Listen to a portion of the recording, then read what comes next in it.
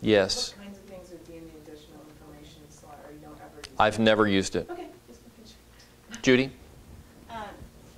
Now, this is on a transaction, of course. Now, if the offer doesn't work on this particular property, Yes. and you're going to go to another property, then you have to change the property, but then you're not necessarily going to know in either case the title company. So can you put the title company in after you know for sure?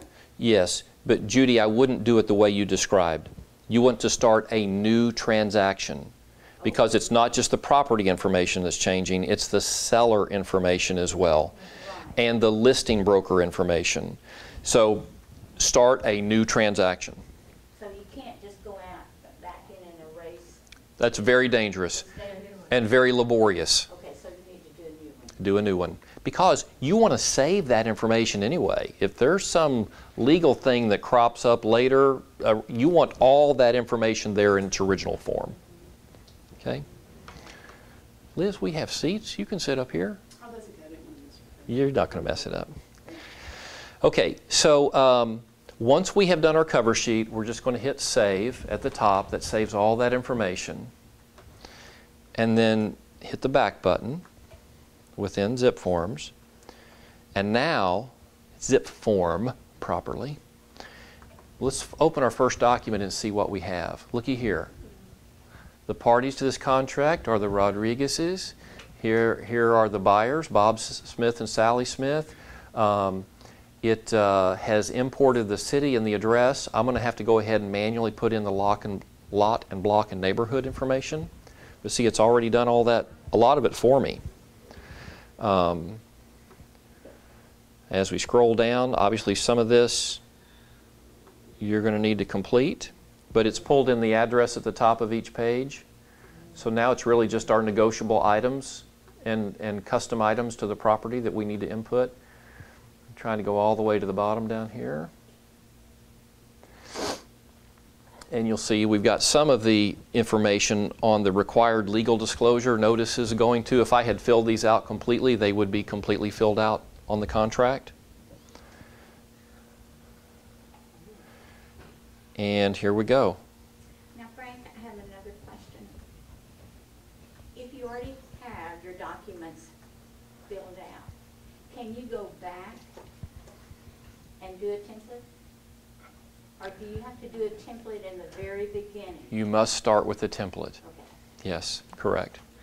And you'll see here, it did actually pull in, even though it didn't show it when we opened up my cover sheet on this transaction, it did not show my information to be there. Yeah. It's on the template, right? You have this on the template on your. Oh, because it's on the listing part. You didn't do it for the buyer, but you did it for the other side. Yeah, but this is, I'm in the buyer. We're just using the template. But the broker just made, information right? is common, right? Through both. Oh, you're right. Apparently. Yeah. It didn't get my name in there, but it auto-populated with all the rest. So there's some little, let me just say, some idiosyncrasies in ZipForm. Were you in the fast fill? Is that where you were at when I came in? Cover sheet. In cover sheet. Cover sheet. Yes, that's what auto-populates all your documents. You put it in one time on the cover. If you put it in on the template, your information on the template cover sheet, that will feed into the transaction documents, and then if you go into the transaction cover sheet, it will populate all the transaction documents with all the data. I hate to digress, but can you tell me where that cover sheet is? Yeah, you just, when you're adding documents, you just search for cover sheet and add it to your template. Oh, okay. Okay? Over there. The cover sheet is a document.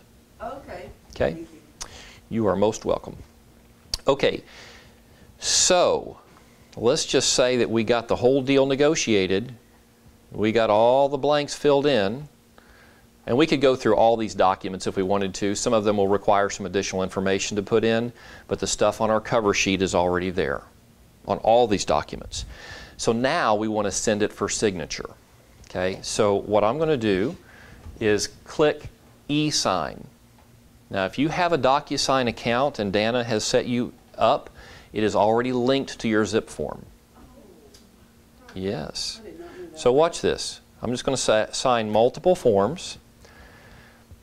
Okay, and now I need to select which ones to sign. And not every form will be applicable on every sale. If it's a cash sale, you don't need a third-party financing. Okay, so, but let's say in this case I do. I want to do the general notice. I want to do the broker notice. I don't need to sign the cover sheet, right? Okay. I don't need to email the buyer's walkthrough and acceptance form. That's going to come at the end of the transaction. But these others are good to go. So, presuming that we had filled them all out. So now that I've checked the ones that I want e-signed, I'm going to hit next. Your magic buttons in ZipForm are next and done. Seriously, if you do what you need to do and it's not moving, look for the next button, okay? Frank, I have one comment. Yes. Over to the right, if you have your contract first, and then all the documents that pertain to that contract, like your addendums, and then if you have broker notice to buyer, and then your information about buyer. I always like to drag and drop those in order and put the least important at the very bottom. Yeah, and it does say right here we can drag and drop. Yes. I don't normally do that, but I don't do it, but looky there. Okay, click on. Oh, I'm doing it. I'm doing it right now. Learning live. Okay. Okay. I can't see that. No, it's just, all I'm doing is just, I'm just putting my cursor, clicking and dragging. Okay. It is working. I think that's really good for your signer. Yes, put the contract up front. Because like, why am I signing a financing addendum? I haven't even seen the price of the home on the contract. Yeah, no, that makes. I send the peripheral documents first, all of the disclosures. Uh-huh. And while they're learning how to do it. Yes. Then I send the contract, but all the nuts and bolts of the contract. Yes. Okay, so that's a very good point. We're making an offer, and the listing agent is excellent. She's on her game. She has uploaded all the disclosures. Okay. She's even done the HOA for us. She's done the MUD for us. All of that. Okay. We like her. And by the way, when we do seller best practices, I'm going to go through all that. Okay. But so we've gone ahead and downloaded those things to our hard drive. We've uploaded them into ZipForm using that Add Document button. Okay. Now, when you add a document from your hard drive, it's not going to auto-populate anything. So you're going to have to go through and manually drag and drop the fields that you want to put in there. But then we could be adding those to this initial contract send. So in addition to these, we've got the seller's disclosure, the supplemental seller's disclosure. We got the HOA and the MUD that were disclosed by the seller. We've got the seller's exclusion list. We may even have a copy of the survey T47. You make sure you have all the broker required documents in there. All the Is that what I'm saying? For your protection, get a home, general notice to. Yeah, I've got them in here. Information about broker services. Oh, the IABS. Buyer, seller, buyer-tenant representation goes in there. Yeah, okay, so you know that little... All that up front. Yeah, it's in here. We've got the buyer rep right here. You remember that little warning I got, the IABS was outdated? It didn't put it in here. So I would need to manually go back in and figure out what that idiosyncrasy is that it's not liking it.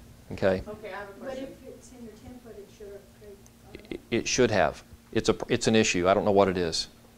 So you're saying when you go and you see the disclosures already uploaded, you download it to your hard drive and then you upload it into ZipForm. for this specific transaction. Correct. Once you're within the transaction, you hit that Add Document button. Okay? All right, so we're ready to go to Next. We're going to click that button. And now it's going to ask me, of all the parties that I've identified to this transaction, who is going to get an email?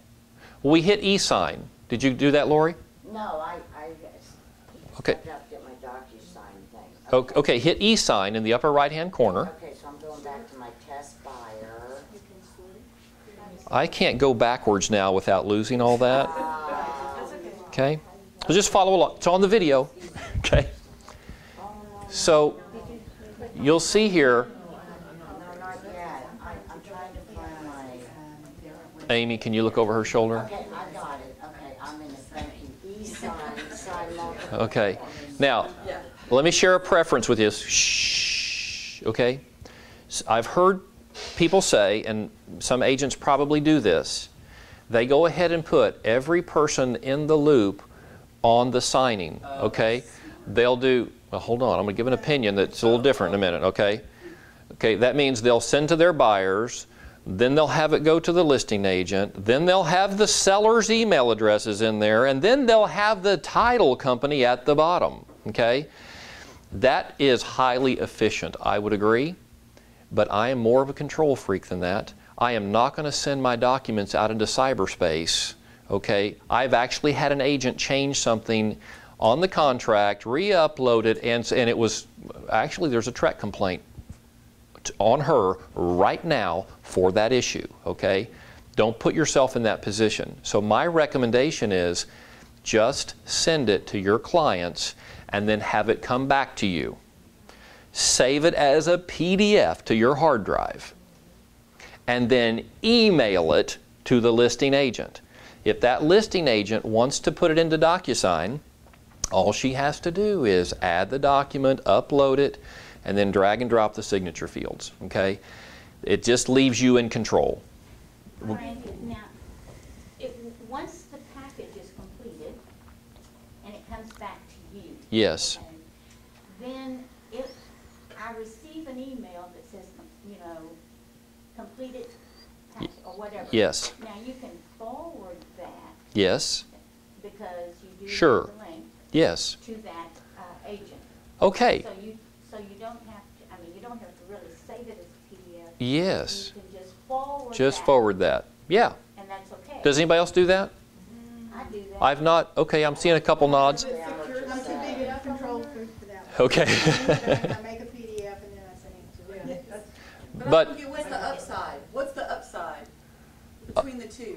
Well, it is a PDF. Yeah. It comes back. What Judy is saying, I don't think I have any issues with. It comes back as a PDF. It comes back as a PDF, yeah. They can't change it, but you don't have, if you have meltdown, which I had recently, Right. you don't have a meltdown. I had It gets 2 stuck weeks. somewhere. If it gets stuck, if you don't, for some reason, be able to get to this form, Yeah. if you have it in hard copy, you can actually, Or on your hard drive. I just always want a copy on my hard drive. Because I have had issues with this technology too.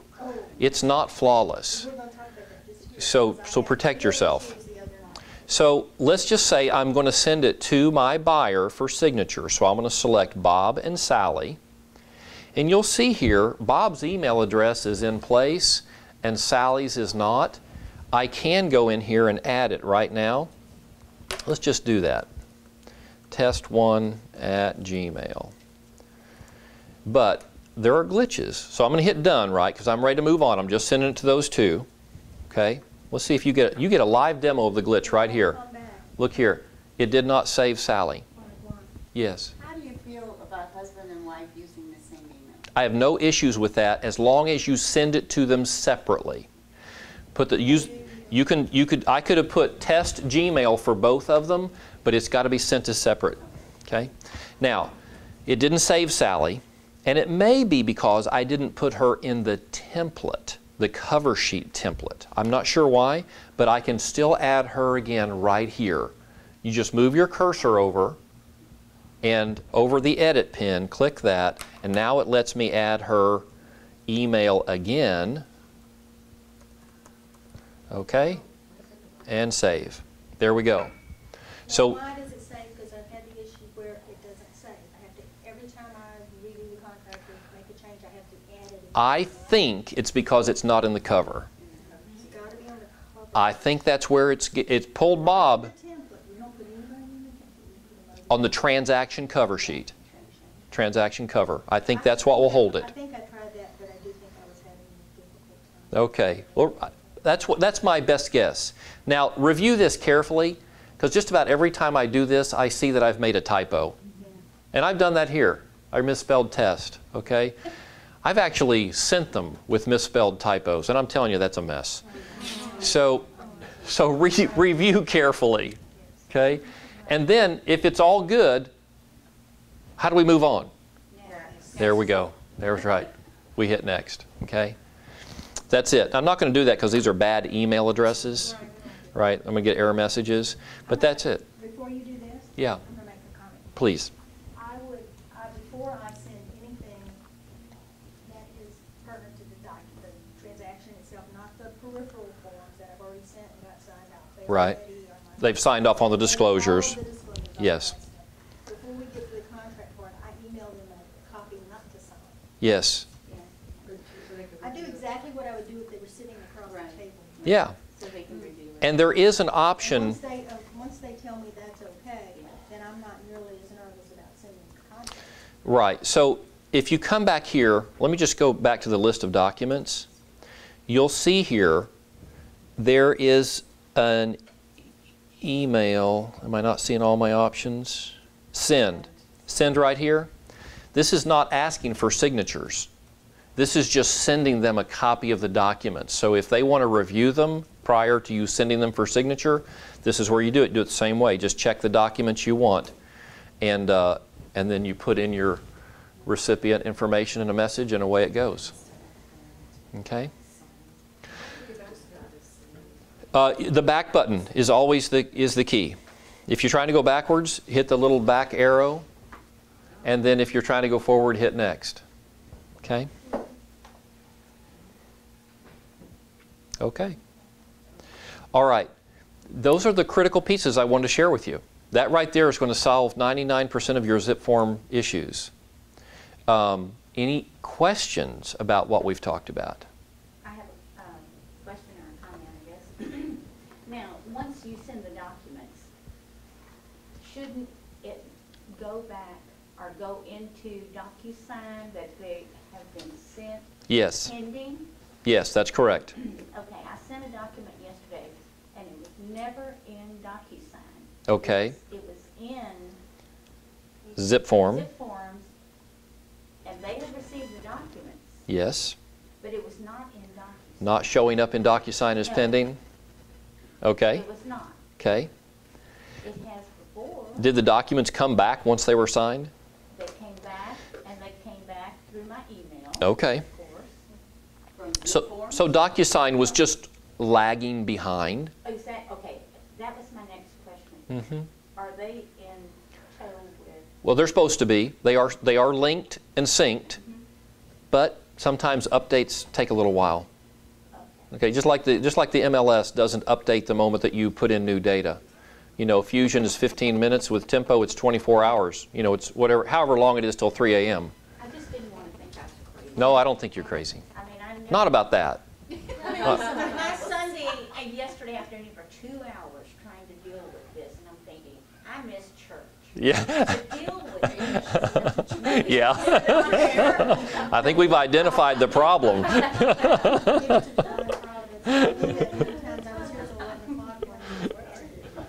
My issue, like hers, sort of, was that when I got to this place where I was adding the buyers Yes. to my send out to be signed. Right. Or for anything, I got a little tiny thing where I could see only about half of their names and emails and all of that. Yes. And I had to scroll down on something about tiny, didn't even show a whole lot. Yeah. Yeah. Where is that? Why? What? Yeah, so Hour, I thought sent a tech request to ZipForm one time. I was so about to pull out my remaining hairs. I was so frustrated borrow some of mine. because I couldn't get down lower on the page. Okay, I finally figured it out, but you'll see there are multiple gray bars, and if you play with the bars, you'll get there. I know. So, How do you not do that? well, okay, so I'm going to get rid of this forms list because I don't need it. So I just click on that little arrow, and that will minimize it. Okay, now Frank, another question. Now, say you've sent these documents. Okay, go to the button. You may have to go back into an active transaction because you didn't send these documents. Right, correct. Okay, you want to check to see where those documents are, right? Okay, let's see. Okay, so you want to close that. Okay, so you want to see where they are in ZipForm.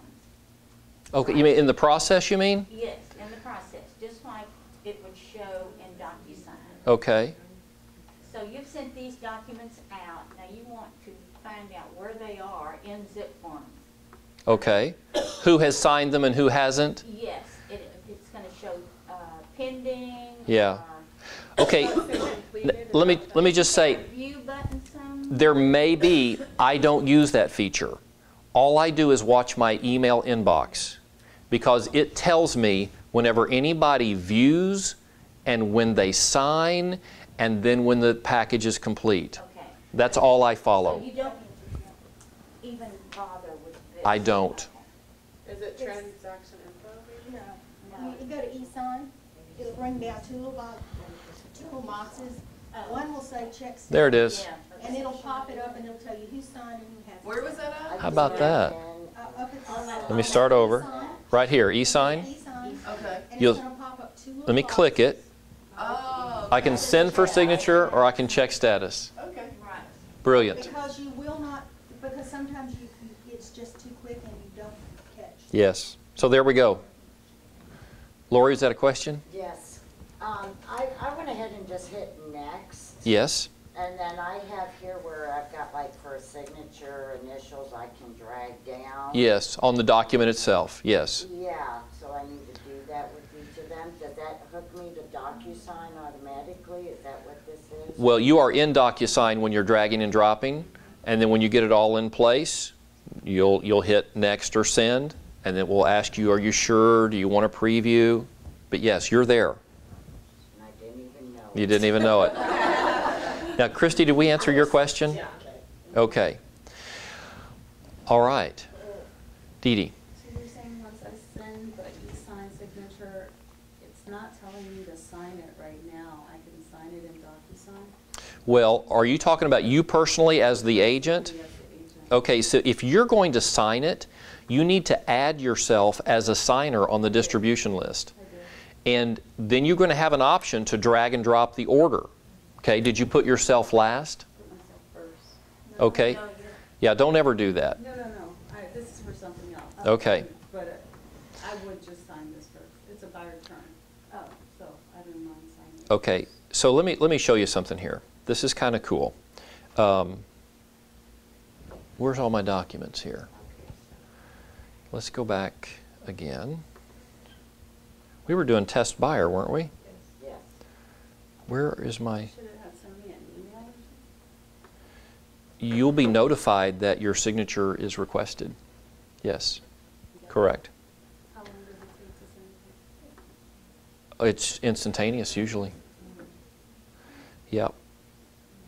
Okay, here's my documents. Let's say I'm going to eSign. Sign. Let's go and do this one. Next. Okay, here's all my people. Let's just say these three people are going to sign, and I put myself in there as well.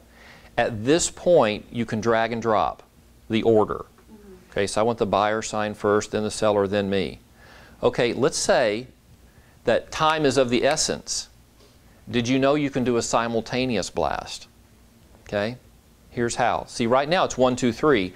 Seller 1 is not going to get the email until buyer 1 signs, right? That's what that means. So it's a chain.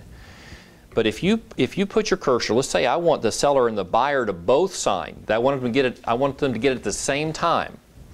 Then I take the number 2 position, I drag it up to number 1 and hold. Let go. And now they're both number 1. Wow. Okay? Oh, wow. I could even do it. We could all do a simultaneous. So I'm going to bring me up there, and now we're all number 1. Isn't that slick? Yep. So if you want them chained, you can do that in order, or if you're just like, I just need these autographs pronto, blast them out. That's really helpful when you're doing a husband-wife, right? And sometimes they're talking like, well, Susie didn't get it. Susie didn't get it. I'm like, well, maybe you didn't complete it properly. Just send it to both of them at the same time. Then you don't have to worry about that. So, different emails? It doesn't Or the matter. same email? Different or the same. Does not matter. Okay? That's great. Yeah. I thought that was pretty slick. So if you, okay, so you as the agent, it's going to come back to you, so it's going to show you that you need to sign. Yes. While they're signing. Yes. All of this, it's all out in the cloud. Yes, it's all out there, and then you'll be notified once everybody has signed.